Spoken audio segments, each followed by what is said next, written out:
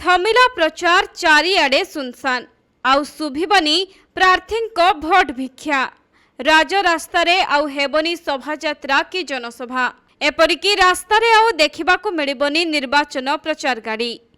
निर्वाचन कमिशनर निर्देशनामा अनुसार 2024 लोकसभा और विधानसभा निर्वाचन पई एप्रिल मासरु आरंभ होइतिबा प्रचार मे 30 संध्या सुधा संपूर्ण शेष होई जाइछि।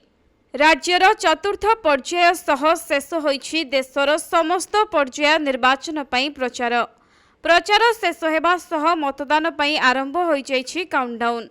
आउ मात्र 24 घंटा नेतांको छाती धड़धड़ शेष पर्याय हेबाकु थिबा मयूरभंज, बालेश्वर, भद्रक, जाजपुर, केन्द्रापड़ा और जगतसिंहपुर लोकसभा एवं 42 विधानसभा आसन रे नुआ नेता बाछिबे भोटर।